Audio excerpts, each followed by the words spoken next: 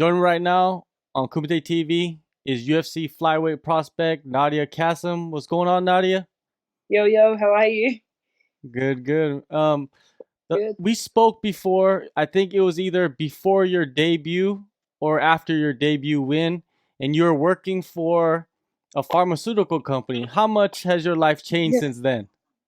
That would have been before my debut because a few weeks out, like I went to Thailand before my debut and then I basically told my job like, listen guys, I'm gonna resign and then just like commit to being an athlete full time. And that's what I did. So it's definitely changed since then a lot. Yeah. So, other than are you a full time fighter now? How long have you been a full time fighter for? Yeah, well, I mean, I'd say this year been the most consistent I've ever been. Last year, I guess, after my first win, in 2018, I didn't get to fight at all. Like I was pretty out and injury wise, unhealthy, and all these things were just playing up. So I wouldn't say I was a full time fighter last year. I wasn't really doing anything. I was just kind of coaching on the side, but it wasn't obviously enough, just kind of getting me by. But this year, I've been so consistent. Like I can feel it, I can see it. People have been telling me like I'm a different type of animal now, and I'm ready to like display that on 243. The last 2 years, if anybody's followed your career, they know Yeah, that it's been somewhat of a roller coaster for you. You've had yeah, injuries, you've had to pull out of a fight, and in yeah, yeah, uncontrollable circumstances, right? Can yeah, you put into definitely. words like what type of ride it has been for you? Yeah, putting into words type things like it's been shit. There's been times when it's been really crappy, and there's no other way to kind of put it. The mental stress is probably harder than the actual physical, damage itself. Like this year, like I in my last fight, I tore my MCL on my elbow, but I came back stronger.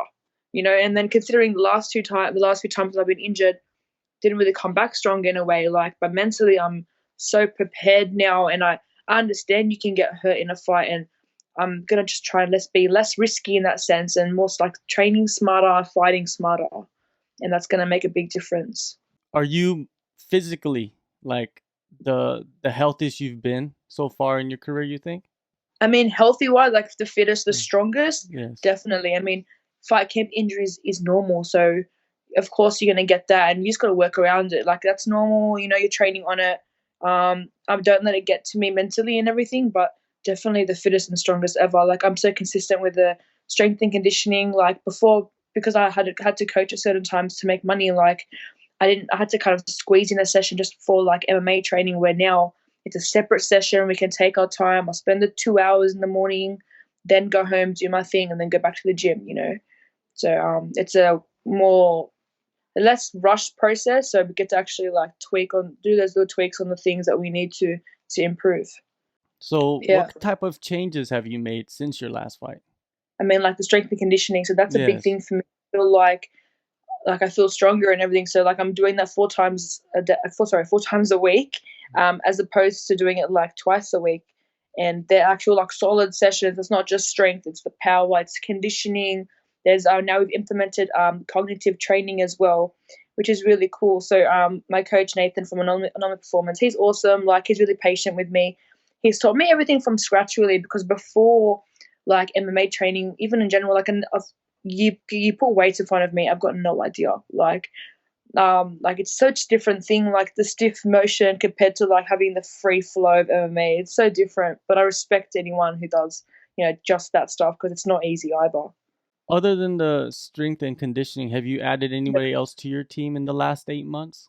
I mean, now I've got a dietitian on board as well. Mhm. The fight dietitian, his name is Jordi Sullivan. He's based in Queensland of Australia, and he's got quite a few UFC fighters under his wing as well. So it just shows, like you go to someone with experience, especially for something that I've struggled with in the past, like making weight. Um, but this time it's not about making weight. It's more just because obviously I've moved up to flyweight. It's more just like feeling great and performing, and having that one less thing on your mind to worry about as a fighter. Like you've got so many things. You've got the training, you've got fight week, and being ready for battle. So the last thing you want to worry about is diet and what you're eating. And having someone take care of that for you, like I'm so thankful to have him on my team right now as well. Yeah, definitely. I also Yeah. see that your brother competes. Does he Yeah. compete still? Yeah, my brother fights. So he's an amateur fighter. He's had two fights. And hopefully he should be fighting on the next Urban Fight Night, which our gym owners host. Okay. Honestly, like he's been training for such a long time. He's so skilled, he's so knowledgeable, and he's very patient. So that's something that I obviously don't possess, but he's a really patient guy, and a really crazy wrestler too. So I know he's got some big things coming up for him. He's young, like he's only 21, and I can't wait to see what the future holds for him as well. How is it having a sibling in the sport? I Yeah, know that your team has the Mokhtarian brothers, so it must be yeah, kind of yeah. similar, right? Yeah, exactly right. It is kind of like that, like the yin yang thing. Like you've got one person who's more the aggressor, doesn't think as much, and then you've got someone who's deeper on that level. And I feel like my brother is like the Suman, and like I'm the Ashkan. Okay. And it kind of works out like I'm the older one as well. So it's good to have someone who can kind of bring you back down to earth and be like, look, like you need to do this and this, like. And the advice is coming from someone who genuinely not just cares about you on the mat, but cares about you at home. So you know that they actually do care about you, and they're going to try and give you the most correct advice that they can. So it does have its pros and cons. Like when we come to sparring and shit, like we get a bit like aggro because we're like siblings. You know what I mean? Like, oh fuck, this morning you pissed me off. I'm gonna uppercut this kind of right in the nose. But besides that, like I trust his judgment as well. Like doesn't just because he's not a pro doesn't mean anything. But he's got the experience and time as well on the mats, so I respect that. Oh, it must be so much fun to have someone like that Yeah, no, to it's train cool though. with. It's a good challenge. Yeah, it's awesome. All right, let's talk about your upcoming fight, UFC 243, the biggest card ever in Australian, New Zealand history. It's gonna Yeah. be badass if you could describe it as one word. You're facing Kim Ji Yeon, right? What do you know about her? Tell me what your thoughts on her is.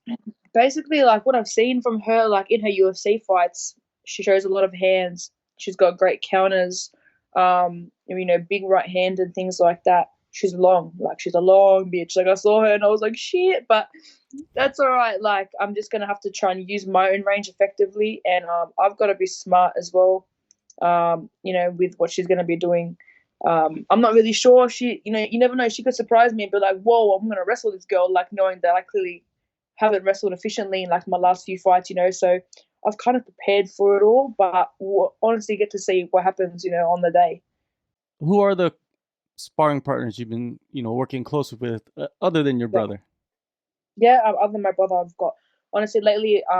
So I normally have this female named Amira Hafizovic. She's a one fighter, and she's been on the journey since I started as well. So we kind of started out together. Like 2 months after I started, she was at the gym. So we kind of got our blue belts together, our purple belts together, and she's gonna be cornering me as well. One of my corners in my fight, so it's gonna be great to have her. Suman and Ashkan have been my sparring partners, and that helps a lot. Having someone who's as technical as them. I mean, if I can go with them and feel like not too bad about myself, then it's a good day in the bank. But like they're really tricky guys, and they've been pushing me. I know they want the best for me, but they've been great sparring partners. But they're my main three. And we've got a few girls now as well.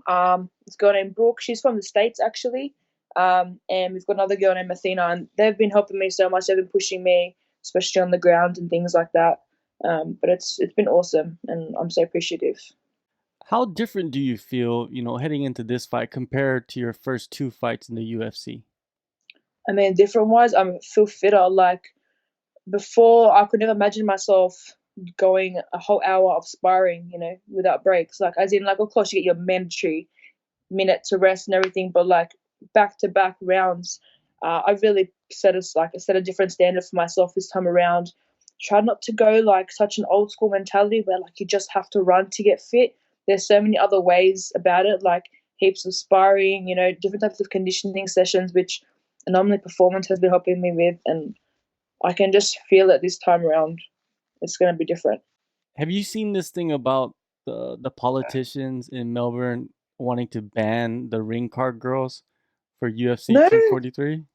no. Why would they do that? Well, they did it for a boxing fight recently, I guess. They, instead of Okay. having women, they had men come in and be the ring card Oh, men. Are okay. you down for that? Do you dig that? The having men out I there? mean, like, it doesn't make a difference for me. It's always for the crowd. Like, the crowd Mm, always cheer when the girls go on, and which is normal and everything. But I mean, it depends. If women are rowdy and they like the guys and whatever, like, it doesn't do anything different for me. But it's very different. I wasn't aware of that. I think that's odd. But yeah, I mean, that's a different culture altogether. yeah, it's just I don't know. It's interesting that that is kind of something Yeah. that is surrounding the event. Is are we gonna have women ring card girls or men ring Well, card? look, I don't the know. world's so crazy now. There's so many. It's so different, like with the whole gender thing and all these Mhm. controversial things that, like, I don't really like going into because I'm not Yeah. well informed. I don't want to insult anybody or anything like that. But I mean, you never know, like with these types of things. So whatever comes, comes. But for me, it makes no difference. But it would be kind of different, being a female, having a male ring card male would be different. Yeah. um, Paige Van Zant. Recently, she said she makes more money, posting pictures on social media than she does Yeah. fighting. And she said also that she would want to be paid as much as a champion because she's so popular. Do you think a fighter should be paid as much as a champion if they've never been a champion? Look, to be honest, it depends who you're fighting. You know what I mean? Like, because obviously we get paid per fight or whatever, but it depends who she's fighting. If she's fighting a big name, then yeah, give her the money. But like, I don't know figures to start talking. But as Dana said, like, good for her that she makes good money on Insta. Like in India, she's got millions, right? So I get it. Um, but it's if you're making your money on Instagram and that's what's bringing home the whatever, then it's up to you. But I don't really feel like you have to be getting as much as a champ. I understand if there's a difference between female and male payment, then yeah, of course, like make it standard. Like, what's the difference? But as a champ, it's a bit far fetched. But yeah, What do you think of the whole like Instagram thing? Because a lot of people look at your Instagram. You have a lot of followers, so when you yeah. post pictures, would you like to be paid? What I think everybody would like to Yeah, I be mean, paid for ideally posting. that'd be the goal. Like what Paige is doing is the right thing. Mm, Props to her for being so successful, like online. Like don't take anything away from her whatsoever. I mean, ideally that would be my goal as well, like to be making money online. If you're having such an influx of messages and comments, and like you see your own insights and you can see your stats, you're like, shit, like all this like good stuff is happening, like, but only person that can see that or is just me by what I see by the mm. numbers. But it'd be cool if cash came in that way as well. Now, the Yeah, main event of 243 is yeah, Whitaker versus Adesanya. I'm pretty sure millions of people ask you this question, but I would like to yeah. ask you myself. How Cool. do you see this fight playing out?